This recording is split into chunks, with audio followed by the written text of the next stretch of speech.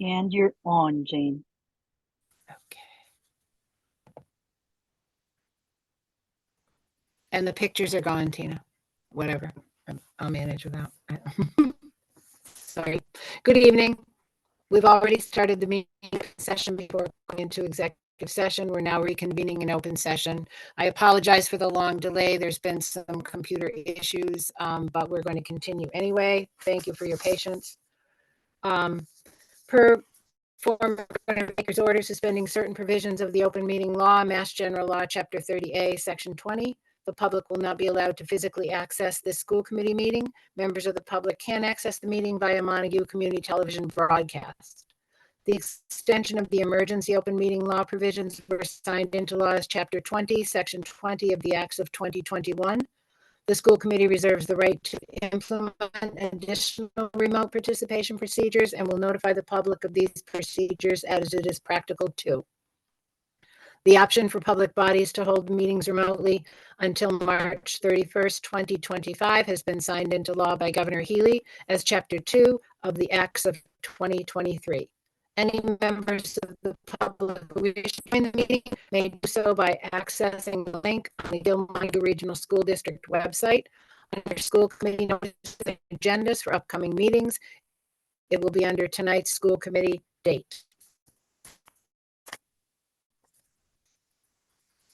We are and a recording of the meeting available on CTV and on our district website. If you're in the audience, please keep your camera and your microphone off. That will help us a lot. Thank you. Welcome to visitors. This is the time when we're happy to take public participation. It's policy BEDH, and it's been reinstated to hold the public participation remotely. I would just remind us that we do welcome comments from the public. We ask that these be limited to 3 minutes or less each. And public comment is designed to allow the school committee to listen to any ideas from the public. Therefore, the school committee does not engage in verbal exchanges during this time. Please state your name and your affiliation before you speak. And I think we have 2 people waiting to speak this evening. Could we start with Jenna Hall, please?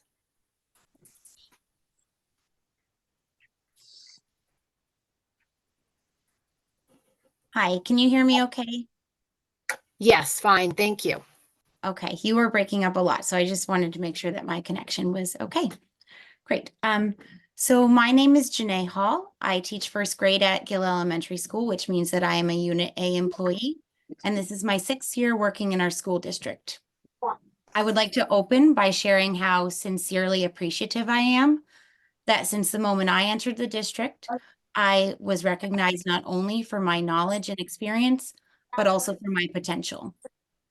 I have been afforded countless opportunities for leadership and growth, the most recent being the district support in my today have 3 minutes. a doctoral degree in educational leadership, specifically transformative school leadership. And I bring this up because while I have felt valued from the start here, I have observed great disparity both in how members of our Unit C population are respected and supported.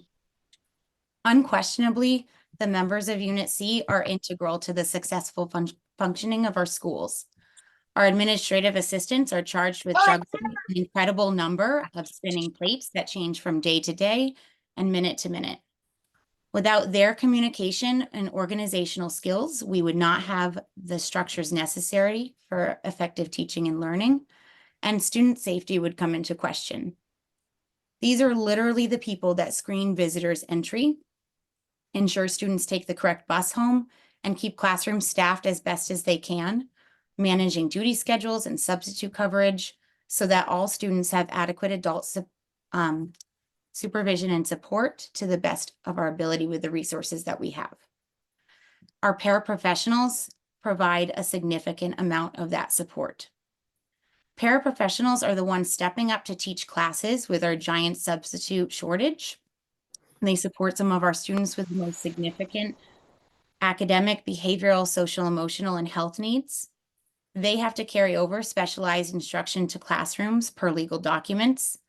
They are the group that is most often put into dangerous situations with students, for example, restraint, students who are dysregulated and escalating behavior, and they are therefore most likely to be injured on the job, often without consequence, and positioned to work with the same student repeatedly without regard for previous actions, leading to continued assault.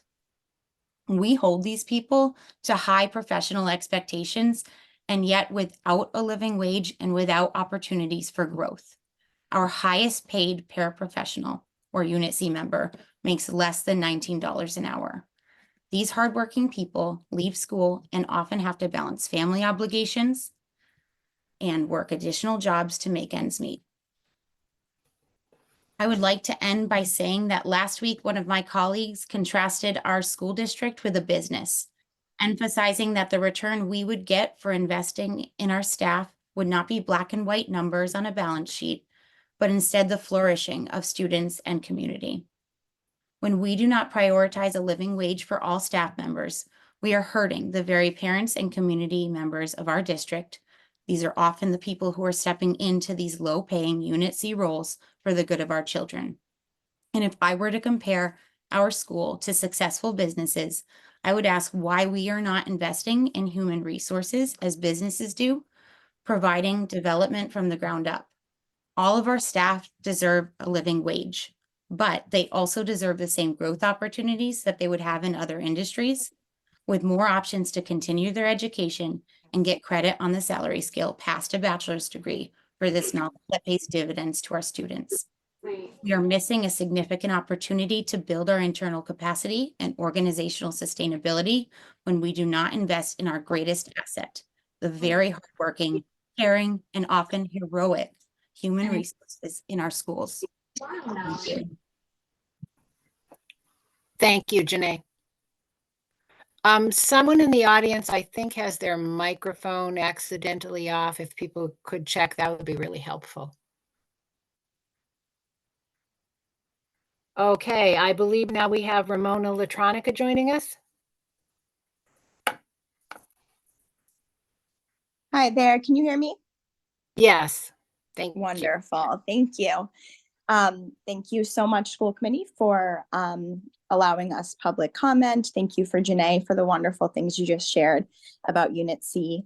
My name is Ramona Latronica, and I'm the elementary librarian at Gill, Hillcrest, and Sheffield, and I am a Unit A employee. This is my fifth or sixth time now speaking at a school committee meeting, and I'm here again to share my thoughts on just how integral Unit C is for the success of our students and our schools, and how important it is to pay our Unit C members a living wage. We are now 74 school days into the 23-24 school year, and shout out to my Unit Cs at Hillcrest who knew that off the top of their head. And I think one thing our schools and staff have noticed this year is there's an immense lack of staffing across the buildings. This is most notably a large amount of vacant Unit C positions. Each Unit C position that remains unfilled translates to the needs of our students not being met. Our paraprofessionals, which are Unit C, are the staff actively working with our neediest and most vulnerable students throughout the day. Without that staff, our students are the ones that are suffering. This being said, the question is to ask, why do we still have so many unfilled positions? And additionally, why are some of our Unit C members unable to stay in our district? A Unit A member who I work with and has given me permission to share stated the other day, the low pay in this district means that we are operating with far fewer adults in all of these buildings than we need.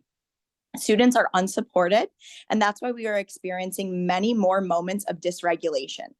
Teachers and students alike are suffering with so little support. And that staff member is right. When I started in this district, I was offered a Unit C position at a starting rate of $15 an hour. At that point, I had 4 years of teaching experience, a master's, and a professional license in the state of Massachusetts. But even without that experience and qualifications, $15 an hour is unsustainable. $15 an hour at 32.5 hours a week. That is unsustainable. Then we look at some of our longer working employees and highest paid Unit C employees, 20 years or more in the district, and none of them are making more than $19 an hour. Those employees are averaging $1,200 a month in income after taxes, dues, retirement, healthcare. All of that is taken out. This is unsustainable. Unit C deserves a living wage. They deserve to go home after a full-time job and not have to work 2 or 3 more to make ends meet. Our schools are only able to run smoothly and effectively with Unit C. Without them, our students are suffering. I urge you as the school committee and as the district to support Unit C in what they deserve and what our students and our school community deserves. Thank you. Thank you, Ramona.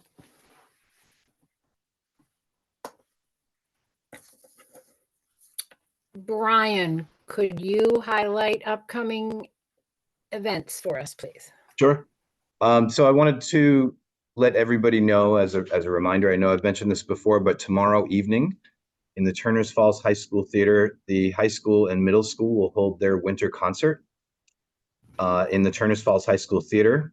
At 5:30 p.m., the choral ensembles will perform, accompanied by some of the instrumental musicians, and then the band ensembles will perform thereafter at approximately 7 o'clock. Winter school vacation will go from December 25th through January 1st. Staff and students will return to school on Tuesday, January 2nd. Friends of Hillcrest will be held on Thursday, January 4th at 5:30 p.m. Friends of Sheffield will be held on Monday, January 8th in the Sheffield Library at 5:15 p.m. Wednesday, January 10th is an early release day for professional development. Monday, January 15th, there's no school to celebrate Martin Luther King Jr. Day. There'll be a Friends of Hillcrest Cocoa and Crafts event on Thursday, January 18th at 5 p.m. And then there's no school on Friday, January 19th for Turnaround Day. Thank you. Heather, do you have another event? No, I just want to go over some things that I attended. Well, one thing, tomorrow's winter concert, I'm sure Paul Bonzi would be happy for me to tell you. Not only will you see some amazing music, he's put a lot of effort into getting some really great raffle prizes. So another incentive to go. Last week, I had the pleasure of attending the extravaganza, which was pretty cool. I always love going to things that build up our school. So some of the kids from theater put together an impromptu musical piece that was really fun. And then a bunch of teachers stayed after and did demos of the work they were doing. And we got to see a lot of the student work. So it was just a fun way to really experience our school. We don't always get to see the work. We don't always get to see examples. And so it was a nice demonstration of what our school has to offer. Thanks. Thank you. Thank you so much. I sometimes, forget to mention that we welcome any committee members to let us know about different events that they attended. That's always great to hear about. Thank you. We do not have a student representative report this evening. I know Sina reported to us at our last meeting, which was only a week ago, and they have not had another meeting. So, Heather? I tried to get her to do this, but she wouldn't. I try to follow what I can online. It is Spirit Week in both the middle and high schools. I'm sure that Sheffield and Hillcrest and Gill are also doing stuff, but you really have to go check out online and see what yesterday was Character Day. It was incredible. Some of the people that dressed up, teachers, kids alike. I haven't gotten yet to see what they did today for ugly sweaters, but I know that's always a big one. So do make sure that you check out to see what fun stuff they're doing this week, especially with the holidays. Where is that available for people? It's on Facebook, it's on Instagram. I can say that probably the easiest way to see it all is to go on Facebook and go to the Positively Gill-Montague site.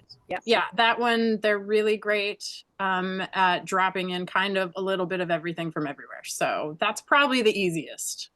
But if you're so inclined, you can also subscribe to like each of the schools' social media sites.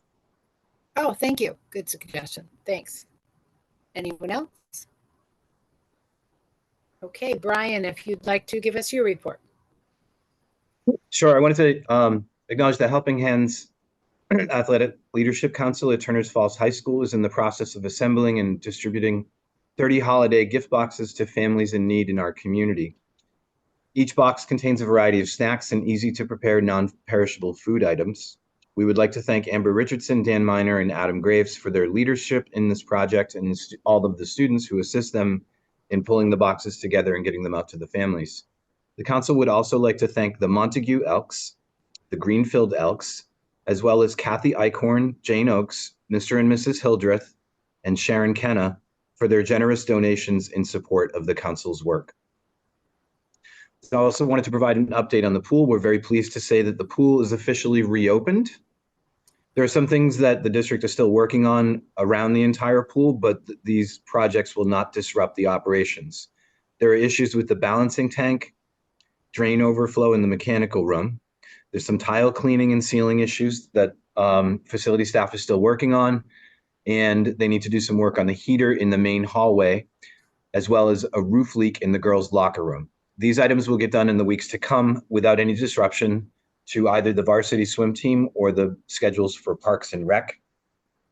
We're also pricing out a major upgrade to the sand filter in the mechanical room, scheduled to be done in July 2024, as these are also at the end of their lifespan. Completing this upgrade should get us a decade's worth of reliable use of the facility. We'll also be repainting the depth markers, floor markings for no shoes beyond this point, and several other small items to keep the complex in the best shape possible for its age. There's a few things to note with the new operating permit. The bather load in the pool will be 96 maximum, and there'll need to be a ratio of 1 lifeguard to every 25 swimmers adhered to at all times. The facilities department wanted to offer a huge thanks to TLB Architecture and Connecticut Custom Aquatics for taking on this massive project and getting it done well in advance of the initial date that they had originally given us. Rick McCarthy and Eric Williams from maintenance both worked extremely hard scrubbing and cleaning the pool locker rooms and deck, replaced shower heads, and did massive cleanouts during the pool's downtime, while Larry Eckert cleaned and waxed the coaches' offices. We know this was a lot of work and logistics for everyone involved, but we're now good for another 20 plus years on the pool facility, and we're hoping to keep making improvements to the pool as needed. But thank you also to Heath Cummings for the work that he did in organizing this with all of the vendors. So those are a couple pieces of good news, and then I have one piece of disappointing news. Earlier this school year, we were pleased to discover that out of 63 applications to the core program at the Massachusetts School Building Authority, that we were one of 30 districts invited to participate in the senior study process. However, last week, we received notice from the MSBA that our application was not invited to collaborate with the MSBA to begin the process of building a new elementary school for next year. The notification from the MSBA is attached to my report. The district team will immediately begin preparations to submit a new statement of interest in the spring. In addition, the MSBA has reopened their application process for the accelerated repair program, and we will again be submitting an updated statement of interest for repairs to the roof at Gill Elementary School. So we'll be submitting 2 statements of interest this year. And then just as a reminder, and I will need to also make a note to myself to send out an email the week we return to school that the next opportunity for school committee to meet remotely with students will be on Friday morning, January 5th at 9:10 a.m. Thank you. Thank you, Brian. The next item, I'm Can I sorry. have one question? Yep. Brian, on the Gill is a roof replacement and the Sheffield and Hillcrest is a building replacement. Those are different deadlines. Is that correct to submit to the building?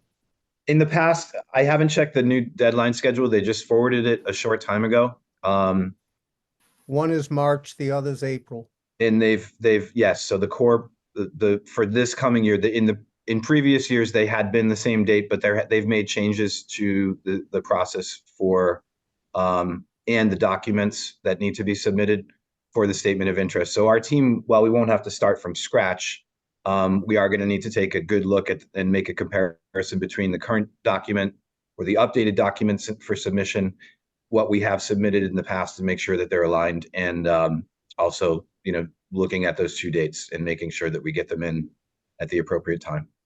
Thank you. Thank you. Anyone else? Next on our agenda, we have a business and operations report. Joanne, do you want to make a report before we get to the part in our regular business section? Let's see. I'm gonna be talking about the budget. So the budget is in that regular Yes. section. Yes, I do have a couple of items. So we'll talk about software later. I have the YMCA facility use of the pool. So I don't have that in the business section. So the YMCA approached us recently because their pool is going to be going down for repair for a few months beginning in January. So the timing is pretty good since ours just came back online. And so they're looking at using the pool during the school day, and they would enter through the back, be secure from the students, and they would be done by 1:30, so it wouldn't interfere with our high school team or the Bluefish practices. So we've discussed that with them, and when we wanted to bring it to you, they'll be paying $100 a day for the use of the pool. They'll have their own CPO on site and lifeguards. And while they're there, our special ed students, our life skills students, will be able to swim with them. So they'll have some swimming lessons during the day, during their school day, while the YMCA is on site. And what we've also came to an agreement with them is that they will offer a lifeguard class. So we'll be able to offer a free lifeguard training class for 10 people, students and staff. It will be open to, and that will be at the beginning of March. It'll happen right after the end of the school day. Normally that class would be about $300, I believe, to get a lifeguard certification. And so that will be a free offering for up to 10 people as part of their rental of the pool. So they're expecting that they're going to be in the pool for the month of January and February and possibly the month of March, but they're going to have to see how their project goes with their pool. And I think the last thing I have is transportation. We're going to have that in business, right, Jane? Yes, that's under the business section this evening. Okay. Yeah. So does Because anyone we have questions about the pool? Real Anything quick. about the pool for Yeah. Christina? Real quick. So, well, first, so I'm in so support of that collaboration between YMCA and making sure people can still exercise and that we get to benefit for the students. It just sounds like you guys came up with great solutions there. The question going around in my head is around the bathroom use, and if they're using it at the same time, will there be overlap between the adults from the community coming in and students in the bathroom? How will that work? And did you guys kind of suss out the logistics of that? It just strikes me as concerning that we might have like some overlap in intimate areas between the adults from the community and our students. And I'm sure you guys covered that. Yeah, there are separate facilities in the pool area that's segregated from the main part of the school, and it's secure. In fact, what we did today was me, the school resource officer, Dan Miner, and Heath Cummings met with state police and folks from the Franklin County Sheriff's Office who help us with our safety planning. And we walked them through and allowed them to be able to poke holes in our plan so that we could make some changes and make some adaptations. And they're actually going to be providing an additional training to the folks from the YMCA. So the people who are running the facility have an idea of what needs to happen in particular circumstances if there's a safety issue. And so being able to get that same training directly from former Trooper Jim Carmichael, Trooper Shannon Gilbo, and Bob Hahi from the Franklin County Sheriff's Office will be really valuable for them to get that directly rather than to get that from us. But we do have separate facilities, Christina, and the public coming in to the school building will be coming in a separate entrance that's secured away from the rest of the building. Thank you. And- Anyone else? And their program will end around 1:30, and our students wouldn't go in until 2:30. Oh, thank you. Okay. That's all I have for now, Jane. The rest will Okay, be thank the you. business. We'll come back to you during the business section. Next, we have school committee reports. The first is the warrant subcommittee approval. We'll need to vote. There are 4 warrants this evening.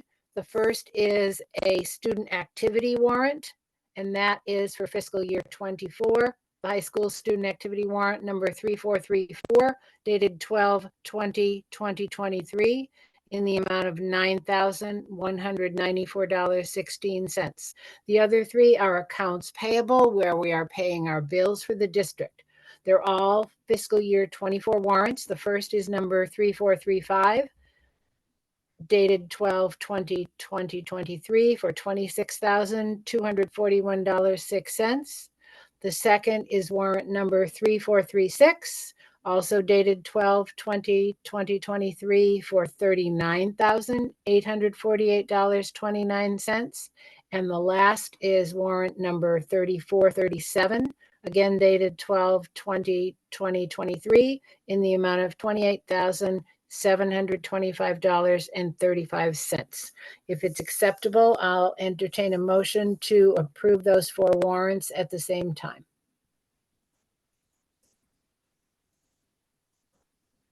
I'll move it. Bill, Bill. thank you. I'll second. And John, second. Thank you. Any discussion? Yeah, I have some. Okay, Bill. On 36, I was just curious about, aside from the purchase order for extravaganza stuff, which we already kind of covered, telephone service is quite, how is that billed for a school district? Is it not, I mean, are you paying for each call, for each distance, multiple lines? How does the high school get $1,000 in a month? And Sheffield is 500, and the other 3, Gill and Hillcrest and the central office, are under 300. We look at the Joanne? number of lines that each school has, and they are billed out at a monthly rate. We do get a Okay. long distance bill that you'll see every now and then, and I think it adds up to about $5 a year. So it's mostly all inclusive. Sometimes we have to send, like 17 cents off to that other long distance company. So Okay, and then on 3435, I was curious about this is on electricity. In one situation, it's listed as concessions, and I think it's 16 kilowatts for $32. And then another one, November, is 17 kilowatts for $74. How is that? Seems inconsistent. Is that just a fluke? Or doesn't it matter? It's possible it doesn't matter. it could just be the timing of the bill. As you get farther into the winter, the rates go up potentially. The supply charge, we are locked in for our energy, but not for the supply. There's two pieces of the bill. Yeah, Locked sure. in for one of them. And so, yeah, for the most part, that bill comes in closer to the $30. And it might be a minimum, like the 32 might be a minimum. And then if we used a little bit of energy because the building was open and used for some sports, Okay, yeah. then it would go up pretty dramatically, but it wouldn't go up much higher than that. Maybe 150 is the highest I've seen that one. Okay, but it's not at all connected to solar issues, or, I mean, the benefit, we get benefit from one solar field in Montague, I think, or we did, but That's a revenue coming in. It's on the Okay. revenue side from the town of Montague. different story. Thank you. Welcome. Thank you. Anyone else? Okay, we'll take a roll call vote. Bill, Yeah, Heather, Yes. John, Yes. Christina, Yes. Wendy,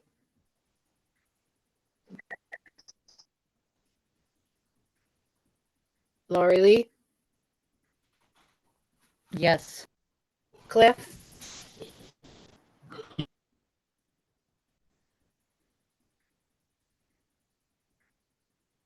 Cliff, I think you were muted. Yes, thank you. And myself. Thank you. And myself. Yes, thank you. The next item, we have the policy subcommittee. This is a second reading. We went through these briefly last time. This is a second reading. We will need a third reading at which we will vote them, and I will give more of a description then, although all that information is available in the packet for people to read through. It will be an amended BBBA/BBB, which is school committee member qualifications, oath of office information. Amended BBBE, which is filling vacancies on school committee. We've added AA1 for regional school district legal status.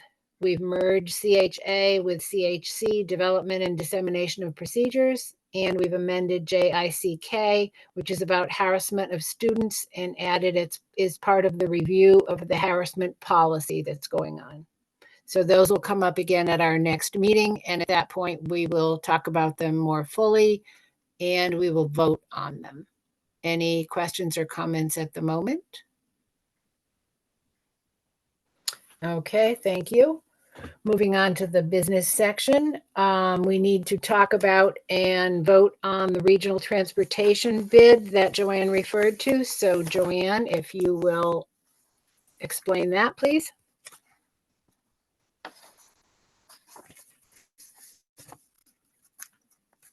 Okay, so we did talk about this a little bit last week. It's a 5-year bid.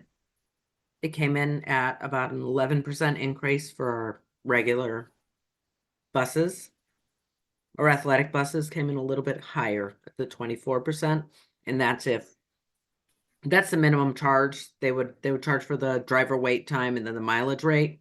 And if they go a farther distance, we would pay more than the $425 for that. But if they go the short distance and it's a short time, that's a minimum we would pay for a route.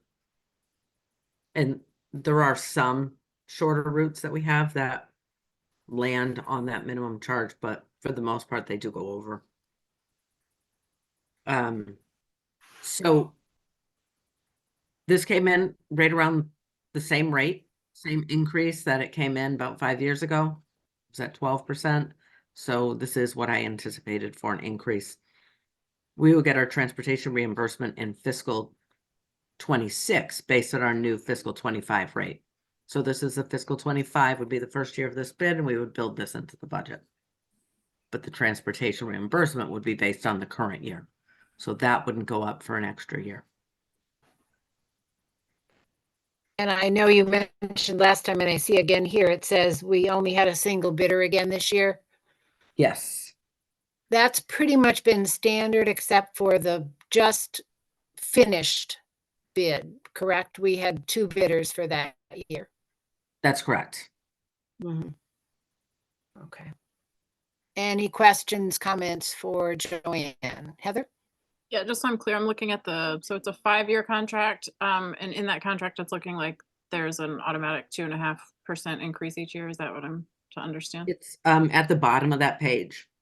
The minimum would be 2.5% to a maximum of 5.5 based on annual CPI. Thank you. Anyone else have any questions or comments about the bus contract?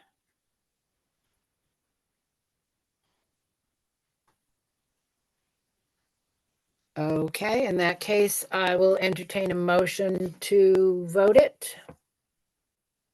And it needs to be phrased as we move to authorize the district to enter into a 5-year agreement for transportation with FM Cosmescus Incorporated at the rates detailed below. So moved. Heather, thank you.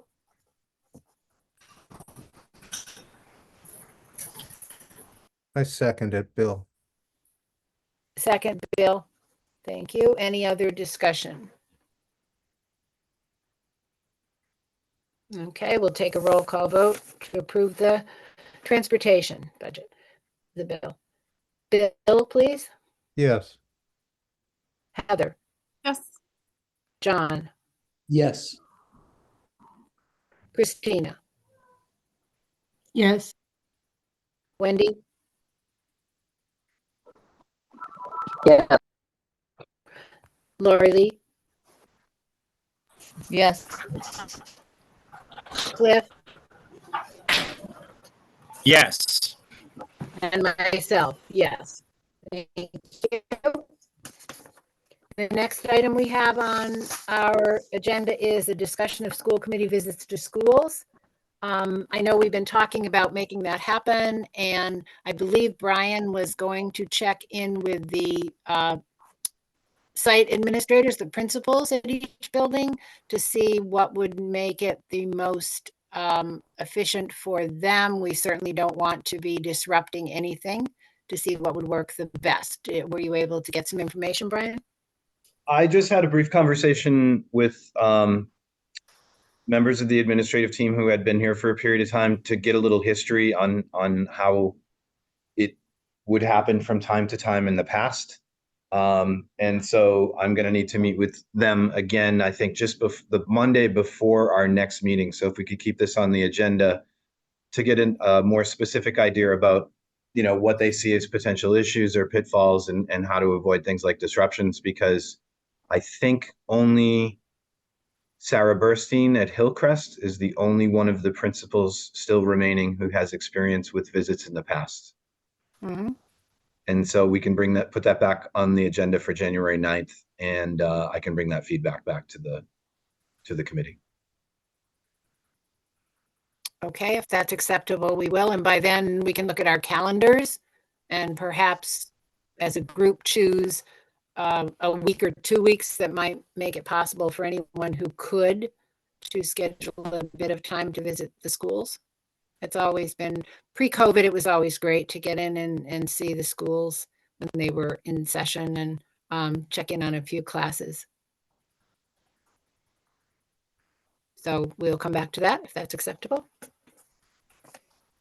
Okay, the next item we have is the preliminary fiscal year 25 budget discussion. And I know we have a packet in our larger packet about that. Joanne? Yes, so I did revise the schedule based on last week's change to the budget schedule and the meetings in January. So that is included, so you can print that out if you would like. I would like to review the revenue estimates that we talked about, a month ago and at the last meeting, and just make some decisions. So when we're finalizing this budget and putting it together to match our revenues to our expenses, I have some input from you.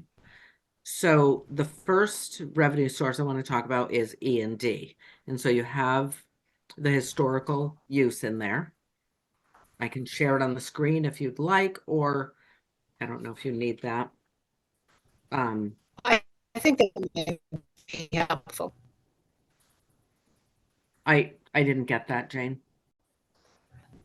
I think Share it, yes. that might be helpful. Please.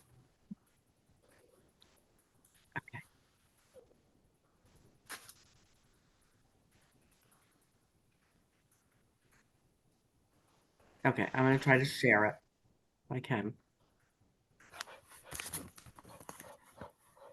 Open it first.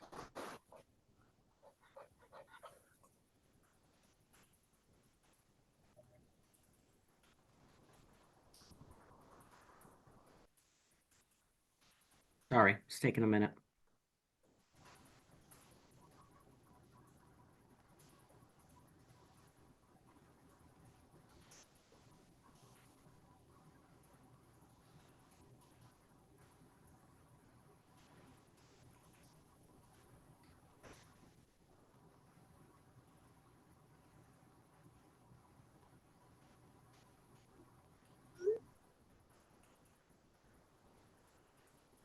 Okay, here I go. I'm gonna share it now. All right.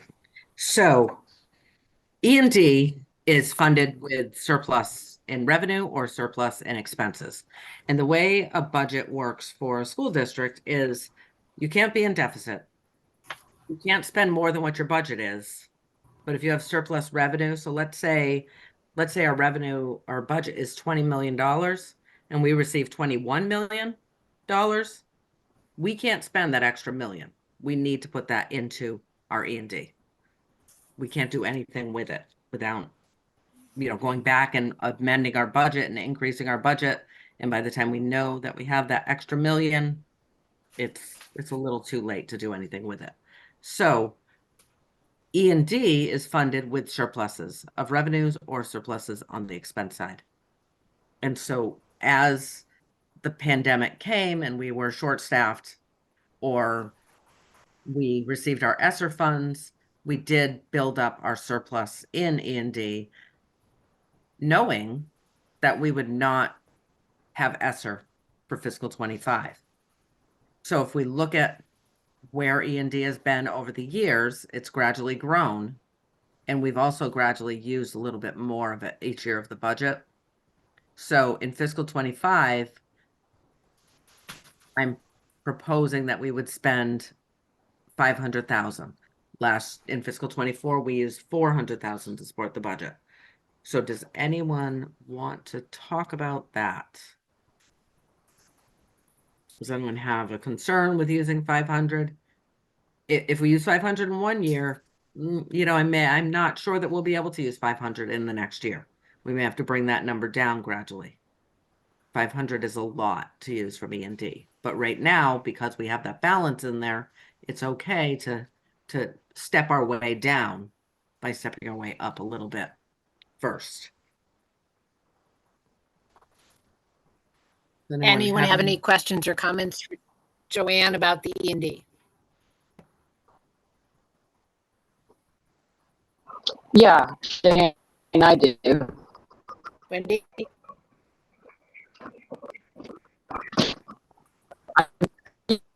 About what we would use that money for. If we're going to use it, is there some specific thing that it's going to be earmarked for? Does it just go into the general fund? What does that do? It just goes into the general fund. So when we build our budget, we say we have, 8 million from this line, 7 million from that line, $500,000 from here. We add them all together. We say this is our total revenue budget, and then we build our expenses. So it's not any specific items that would come from that E&D. Did I get everything there, Wendy? Because you were breaking up a little. Yeah. Okay. Okay, does anyone else have any questions or concerns with the 500,000 there for E&D? Okay.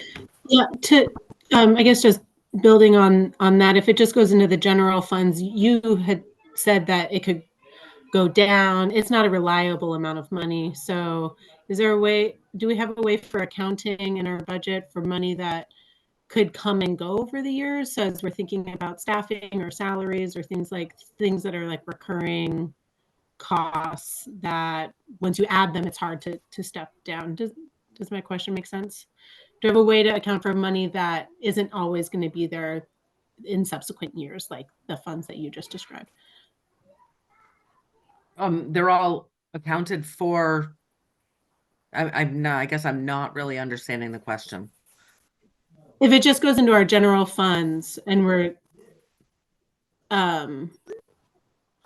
if it all goes into our general funds, then, but it could go away and we're building the budget and thinking about I'm really thinking about salaries, but I'm sure there are other things that are in that category of like funds that once you start spending, it's hard to take away. So similar, I'm imagining with like a grant, it's like it could go away the following year. Is it earmarked in the budget that we'll be reviewing things, the piles of cash that won't necessarily be there for subsequent years? Yes, we'll talk about the piles of cash as we're talking about the budget. All the piles of cash. 500,000 is a nice pile of cash. Yeah, Good.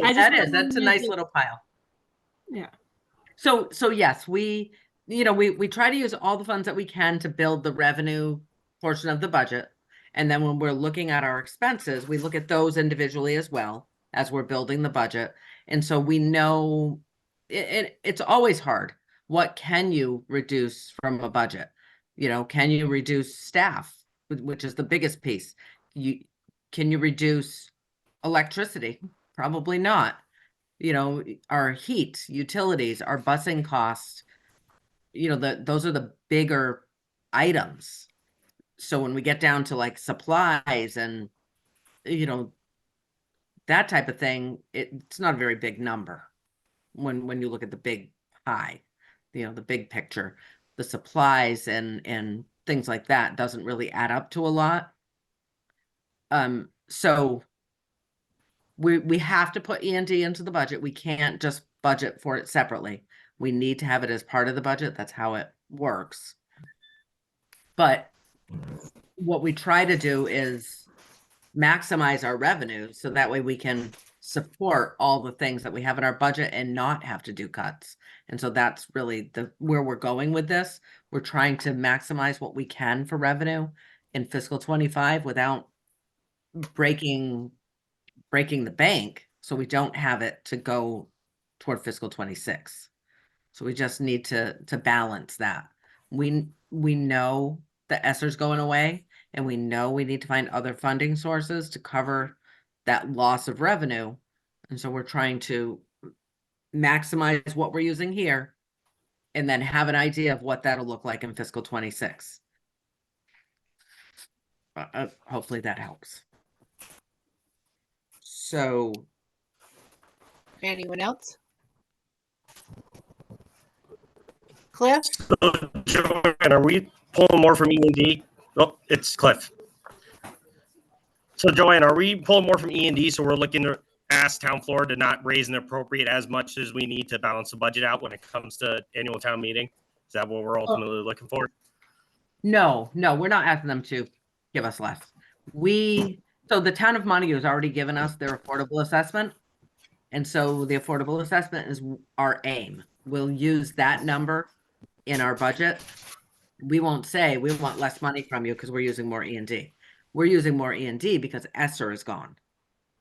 So we're really replacing ESSER with E&D. Okay. Okay. I would never say we need less money.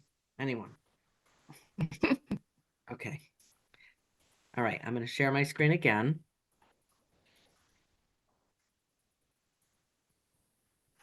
And we're going to look at school choice. So at the top of this page, you can see school choice. So school choice has sort of been like E&D. We have budgeted for school choice, what we think we're going to be spending. So we receive school choice revenue for the students that come to us through school choice. And then we can use those funds to help educate the students that come to us through school choice. And so what we use it for is teacher salaries. We might use it for a tuition if we have a student that choices to us through school choice, and then they're in an out-of-district placement. We use it to pay their tuition. And so we have had some surpluses in fiscal 21, especially when our expenses were reduced. And so we didn't spend as much from school choice revolving, and that led us to grow this revolving balance. And if we, have the ability to do that again in fiscal 24, we will do that. And it'll free up the money to use in fiscal 25, 26, and 27.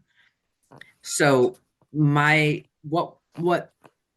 ideally, what we would like to do is bring in $700,000, $800,000, $900,000, whatever the revenue is, and then spend that same amount each year, keeping a cushion of about a year's balance in school choice. So we have a little bit more right now, but if we spent the whole balance of what we have toward this budget in fiscal 25, then we wouldn't have anything to support us in fiscal 26.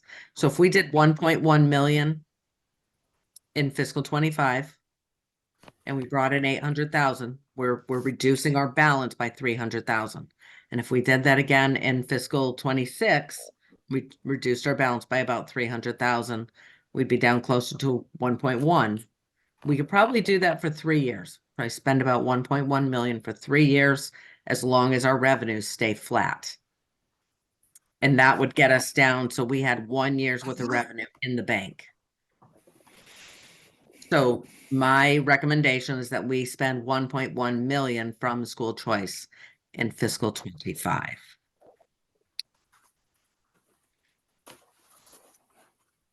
Does anyone have any questions on that? Or concerns? That money is in a different fund. It's accounted for completely separately, but when we build our budget, we build a budget on how we're going to spend that.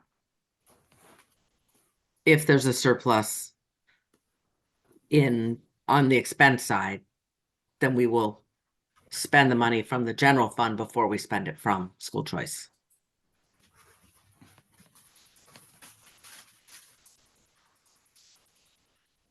Okay, if there's no questions there, I'm going to move on to the next thing.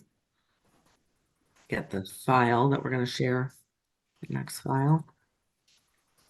So the next thing we're going to talk about, well, it's rural aid, and so I guess it's just my report here.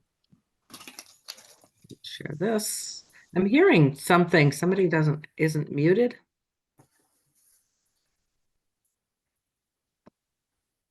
Okay. So we talked a little bit about rural aid last week, and I just wanted to pull all this information together and give you a little picture of how that money works. So when the state is divvying up the rural aid, they take a look at the square miles of each district, and then they look at the per capita income, and they decided that 68 districts qualified for rural aid. So priority 1 is the schools that have less than 11 students per square mile. Districts like Mohawk that have a lot of square miles and very few students. I believe Pioneer may fall in there as well. So those districts, there's 34 of them, and they received 7.5 million. So half of the allocation went to those very, very rural schools. Then there's a second category that has the number of students between 11 and 21 per square mile. So the state took another 4.8 million and divvied that up between those 19 districts. We fall in the last category, and we're very close to the 21 students per square mile. So they took 2.4 million. So see, it's a smaller amount and divvied it up among the 15 districts that qualified at that category.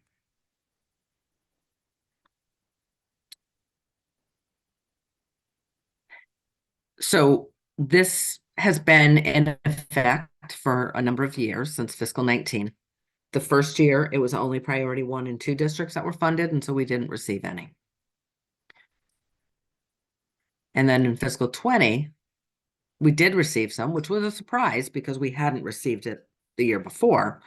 So they decided to fund all 3 priorities of districts, and we received $55,000. And we don't know about this until the fall, once the year gets rolling. Right? We don't know about it now for fiscal 25. We just found out what this money is for fiscal 24. So of that overall funding, they had $3.5 million. We received 1.6%. That was our share of those funds. On the right-hand side of that chart, you can see where that is. So in fiscal 23, we had 69,000 out of the 5.5 million available. So 1.3% of the total pot. And then in fiscal 24, our number went up dramatically, and a lot of districts did, as I had talked about last week. But ours went up to 156,000.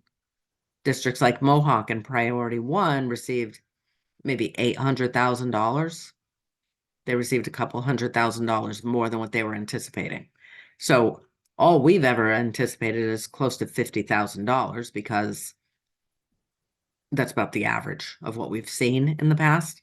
And so receiving 156,000 in fiscal 24 came as quite a surprise. But you'll see on the right-hand side, that's 1% of the total pot of money. So as these numbers have gotten bigger, it's not gone to the priority 3 schools. More of the money has gone to the priority 1 schools and the priority 2 schools. But knowing that we got the 156,000 in fiscal 24, and with the hope, fingers crossed, that this number doesn't go down, which we don't know if it will go down, but we have to be safe here. So proposing $100,000 use of funds in this budget would be about as much as I would be comfortable using, simply because the number could drop back down. As you see, between fiscal 21 and 2020 and 21, the number dropped. And it could drop again. So we don't have to build this into our budget, but as we are looking at our budget and looking at the revenues and trying to balance the budget and knowing that, you know, we're short our ESSER funds, we need some funding sources, this is a good one to include in our budget. Now, if we approve this and we don't get any funding next year because that was cut, we're going to have to fund those positions or whatever we were planning in this budget in a different way. So that'll put us, you know, push us toward deficit till we can figure out how to cover that. So we don't have to build a budget for rural because we really don't know how much money we're going to get. We could build a budget based on last year's revenue or the current year's revenue, which is 156,000, or we could play it safe and build the budget based on the 100,000. So that's my recommendation. Does anyone have any input on that?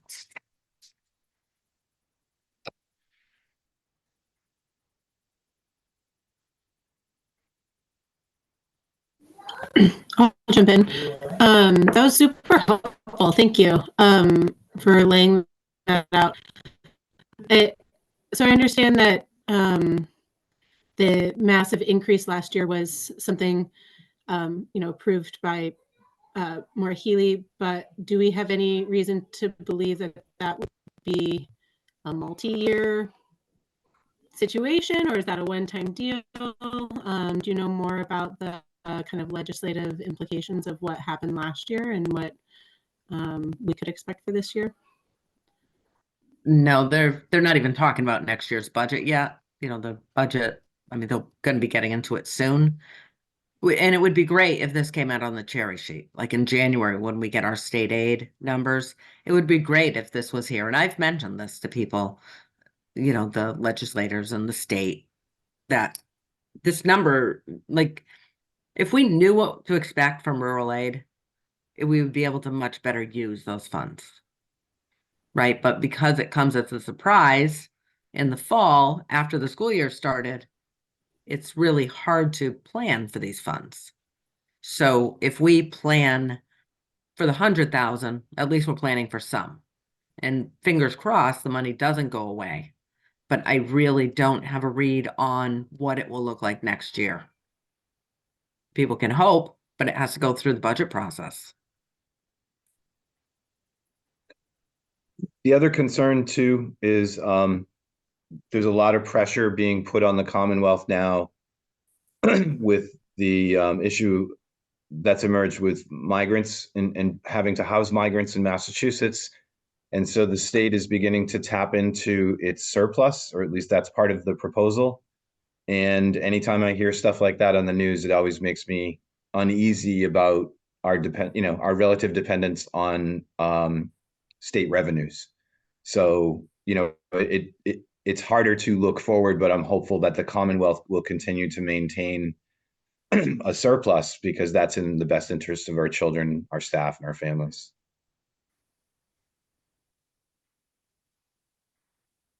Bill, did you have a question?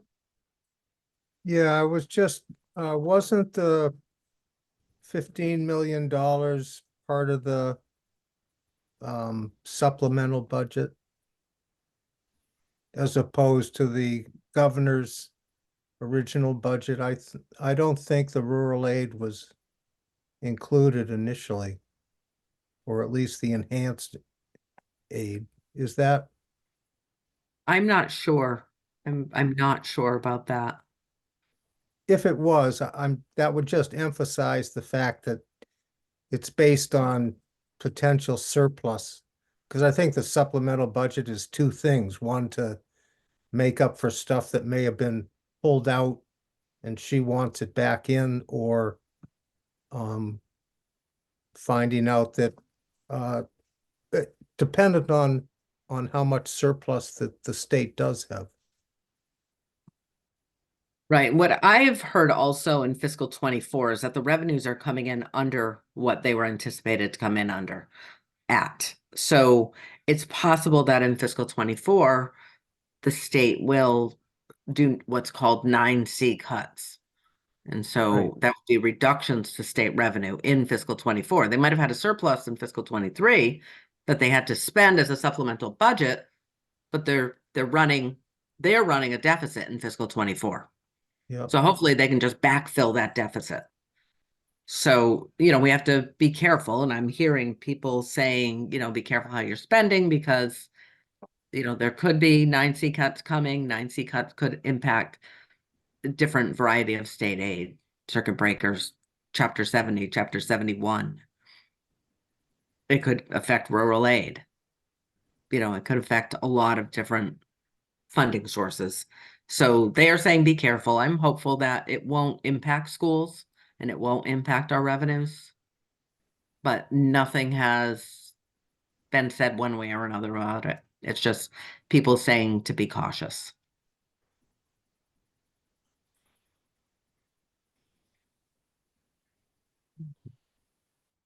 So is anyone comfortable with the 100,000? Is anyone uncomfortable with the 100,000? I'm a Well, Joanne, you're saying little uncomfortable. I like most likely going to be lower numbers. Cliff, can you turn your screen off? Maybe because you're breaking up and I'm not really understanding you. Good. If you turn your screen off and here. No, your screen's still on. You're still breaking up a little.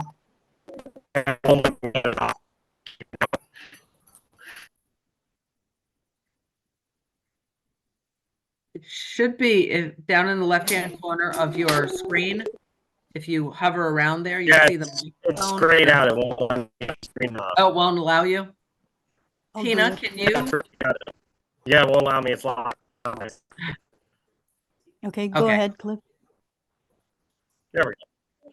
All right, can you hear me now, Joanne? Yes. Okay. So it sounded like the numbers are more likely going to be around like that $50,000 range, if they're anything at all, is what it sounded like to me, right? Yeah, I would be comfortable with 50, but because we got the 150 this year, that's why I'm recommending we go with 100, somewhere in the middle.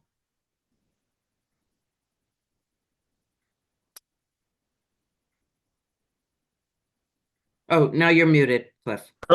Oh, yeah. Okay. So if we budget for that 100,000, we're not likely to find ourselves in a deficit situation. It's a pretty safe number there. I'm comfortable with 100, yes. All right. Sounds good. But we could find ourselves in a deficit situation. But I'm feeling pretty comfortable about the 100.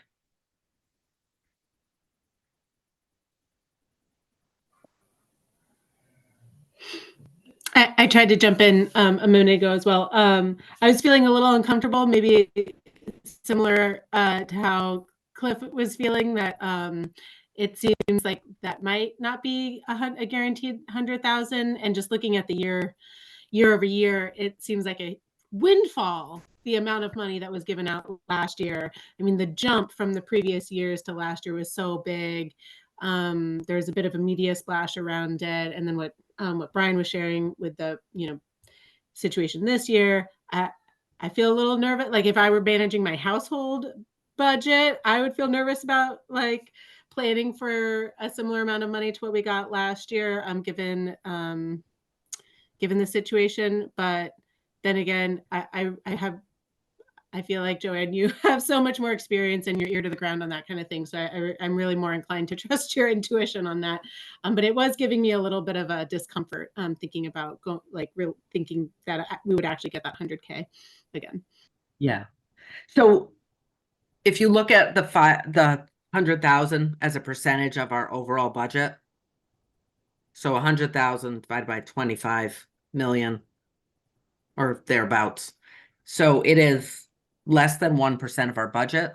So while 50,000 or 100,000 seems like a lot of money, when it's less than 1% of your overall budget, then it's not as big, right? The comfort level could be there because you can cover 1%. If it's 10% of your budget, that's hard to cover. But we're talking less, it's actually less than 0.5% of our overall budget. So we are all right with the 100, or do we want to drop that to 50? Heather? I'm good with 100.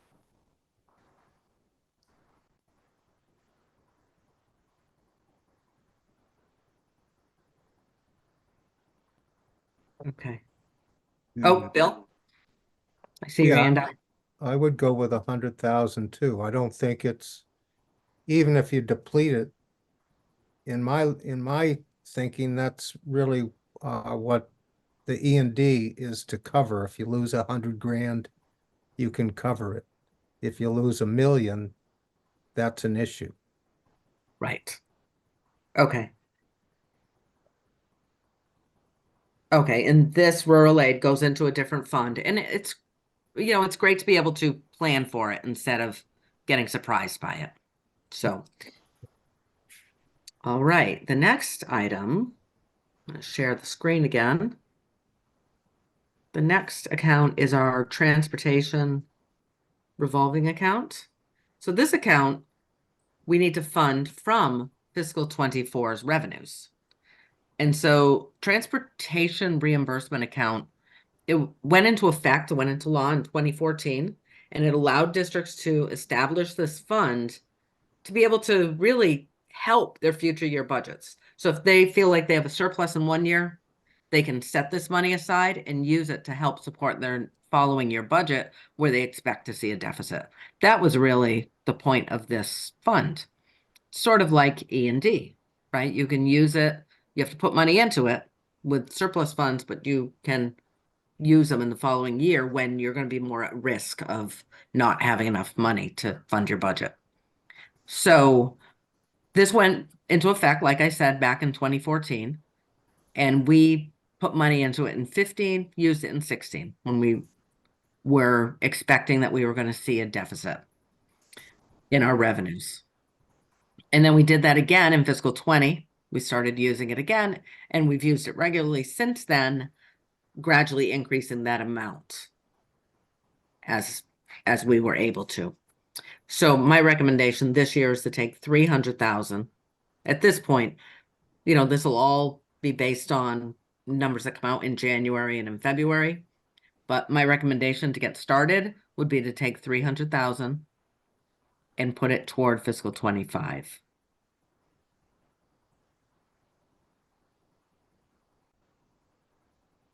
Does anyone have any concerns there or questions?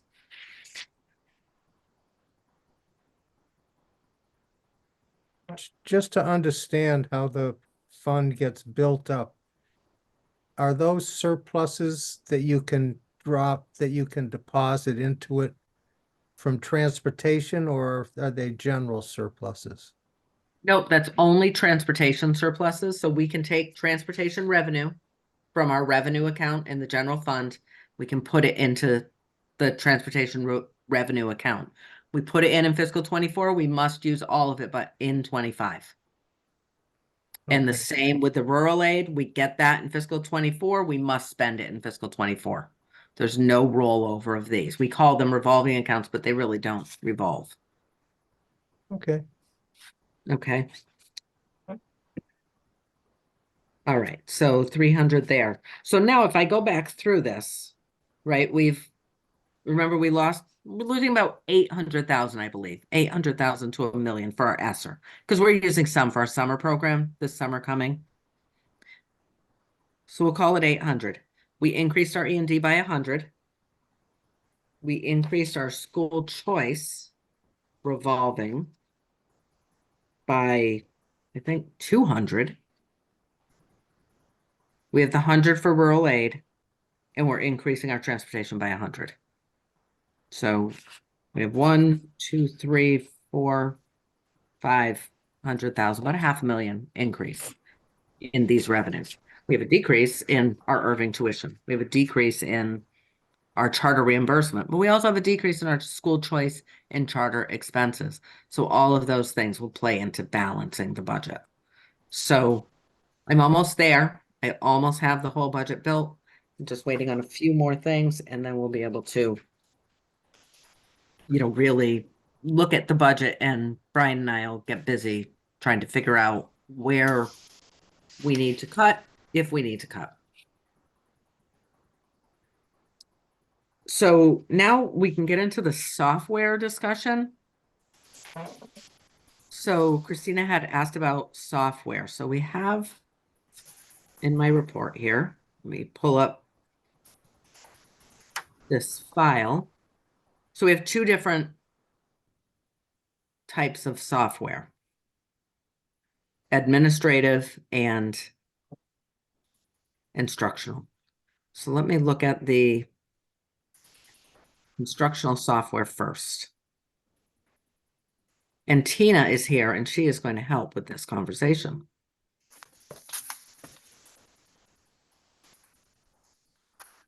Okay, so here is our software site license. And so we build this out every year when we're building the budget, and then we track the expenses as they're happening. So some of these over on the left, you can see what grade levels are using this software. So the first one, graphic design software, is just the high school, 9 through 12. Much of it is K through 12. The next few there are curriculum mapping, interactive lesson building tools, library management, content filtering, Google Workspace. And then we get down to some of the elementary programs, reading assessments, science curriculum, ELA.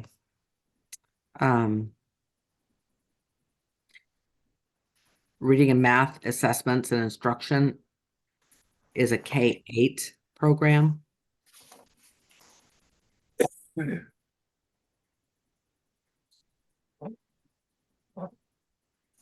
And so our overall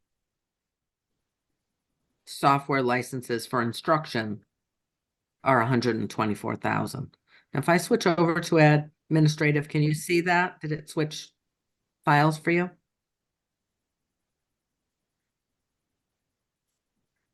Tina? Yes, Yeah. yes, it did. Sorry. It did switch files. Okay. So this is our administrative software. And so these are things that we use to manage the district. And so these are all district-wide except for maybe a couple.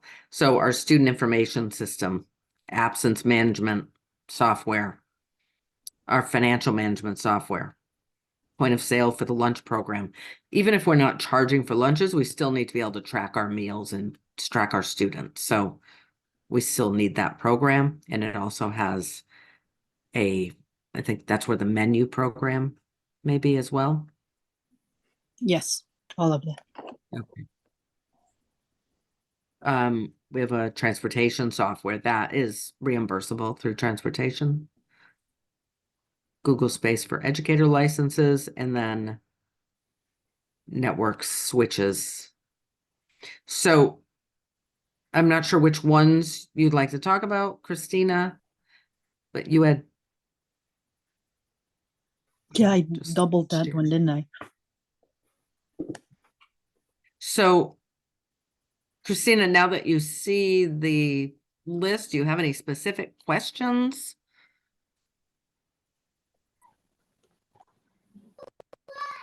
Yeah, I'd be curious. I can see some columns right there. Assuming there's a like a column C, that's the name of the software. I don't know if that would be possible to share or open up. And then Well, I was we're also not- curious the number of We seats. don't want to share the names of the software and the vendors just because they're, it's data privacy. We don't want our student data out there in the public with people knowing which softwares we're using for certain things.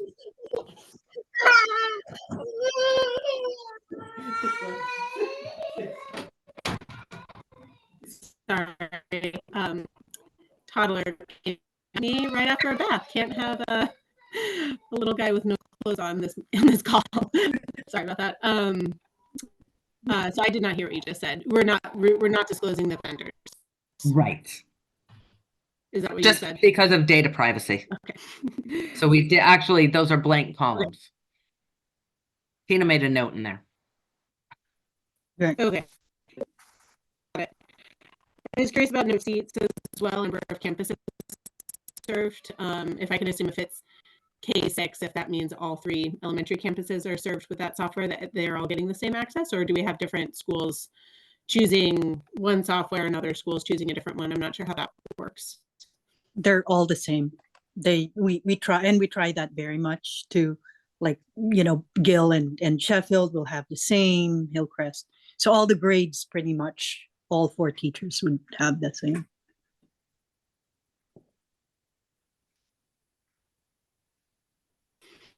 Yeah, thank you for sharing this. It looks like the lion's share of the instructional, and really the biggest line items on either tab is the assessments.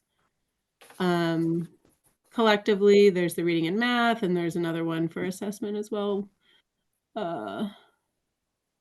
Yeah, look, that just looks like if we turned it into a pie chart, that'd be the biggest slice. I guess I'm curious, and we've heard a lot Okay. about that as a committee, about the assessments used, like over the years, getting updates on how progress monitoring is going. So I guess I'd even curious, it sounds like multiple vendors are lumped up in there. If we can even get a count of like the 40K, if that's to one of the vendors or if it's divided between multiple, I'd be curious. Right. about So that. just to explain, so the biggest one is iReady, but then iReady is only applicable from 4th grade to 9th grade, and then some of the high school, like our special ed students who need that kind of monitoring. Meanwhile, the other one that you're seeing, Amplify, which is the other assessment, sorry, should not even reveal that, but so yeah, is that software is applicable from K to 3rd grade. So this was a decision that was made by our reading teachers and our early education teachers, that kind of assessment was more applicable for our younger ones. The math assessment is basically in iReady for like all the way from K to 12, 9th grade for that one.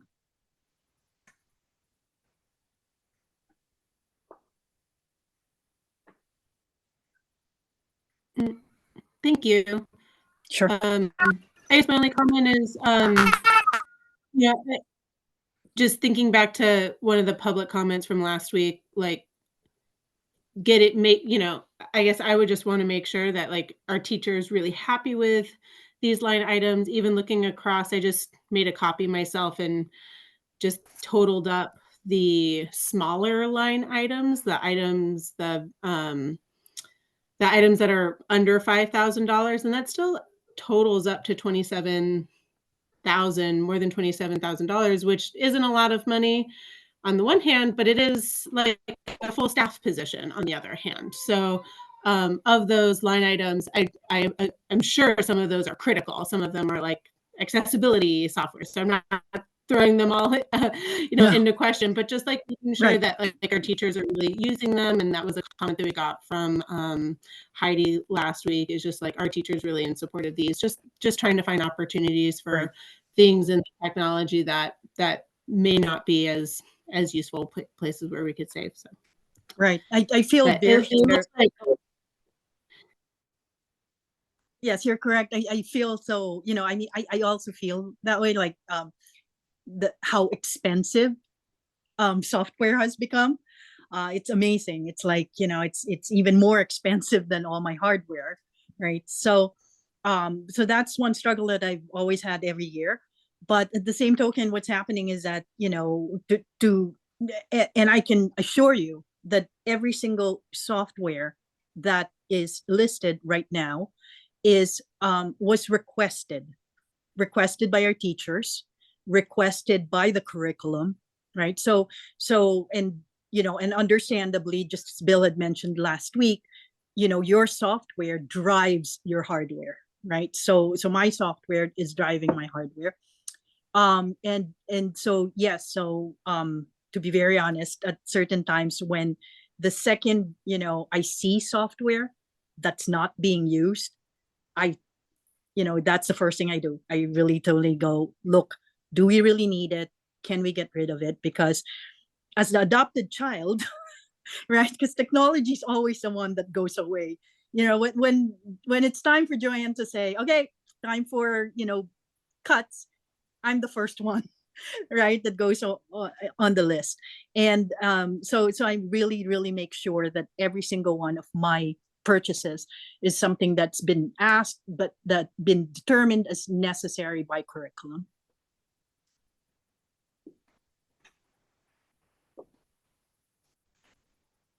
Oh, Cliff, sorry. Yes. So, Tina, look at your spending on special needs programming, and to be honest, it seems kind of low. I'd like to actually spend more money on that type of software. I know how much that stuff costs pretty intimately, so I'd actually like to make sure you're actually getting what you need for special education software, and that the teachers are getting one thing. So I'd actually like to see you spend a lot more, actually. Right. Yes, definitely.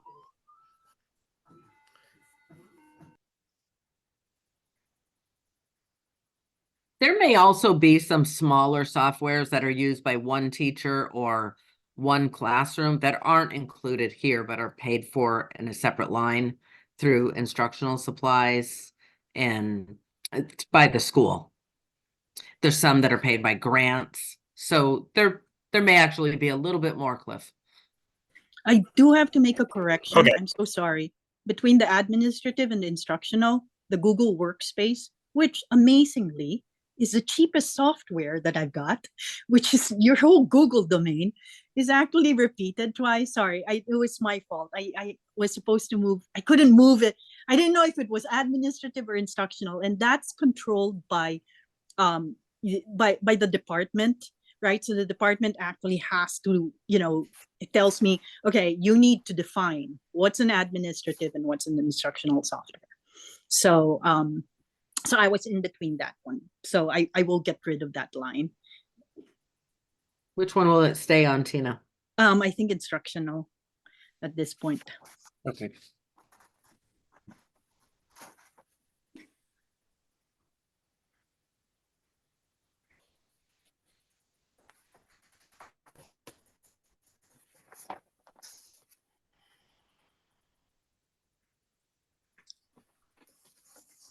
Are there any other questions about the software?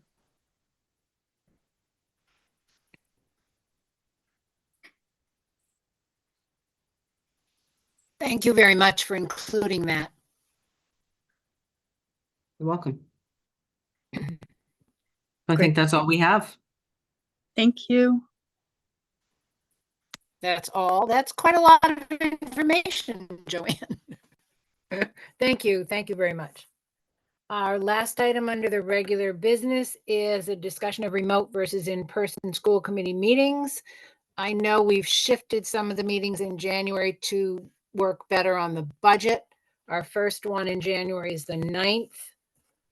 And I believe we had talked about trying to have it in person if the weather doesn't cross us up or anything. How are people feeling about that?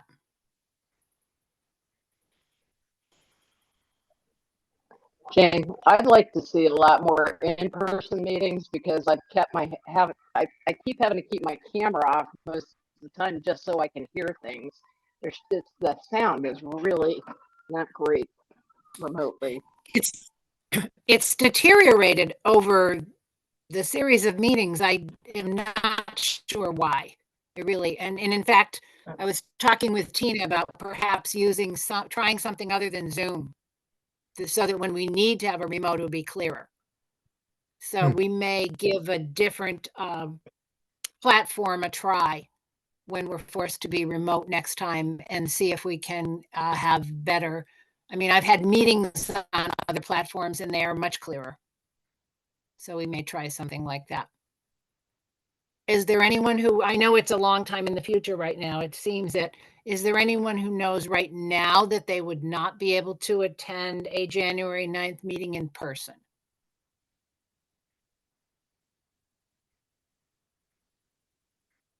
Okay, and if we could say either later this week or by the beginning of the week before our meeting, if people could just let us know if they've discovered that there would be a reason they can't be in person for the 9th, if you could let us know, that would help us when we post it. Otherwise, we will attempt to post it for in person. Okay.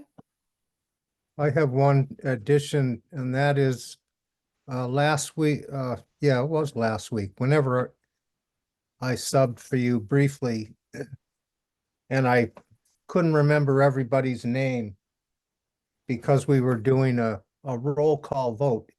In an in-person meeting, you don't need a roll call vote. You just need an aye or a nay. So next time I'll not embarrass myself by not knowing everybody's name. Thank you. Well, I do have a little cheat sheet, Bill. I'll admit that for the names, but also the more we've done it remotely and have a roll call, I kind of like that in terms of letting the public know, even if we're in person on camera. Sometimes it's hard to tell how people vote if there's anything other than unanimous voting, but it is Right. a point. We don't have to do the roll call in person. I'm just saying next time, if I have to do it, I'll be sure to have the list of everyone in front of me. Works for me, Bill. Thank you so much. Okay, then that'll be our goal. If you have agenda requests, please let us know the Tuesday before the 9th. And we don't have minutes this evening. Looks like we've covered the territory. I'll entertain a motion to adjourn. So moved. Heather, thank you. I'll second. And John, second. And we'll have a roll call to adjourn. Bill. Yes. Heather. Yes. John. Yes. Christina. Yes. Wendy. Yes. Laura Lee. Yes. Cliff. Yeah. Thank you. And me, yes. Thank you all. Appreciate it.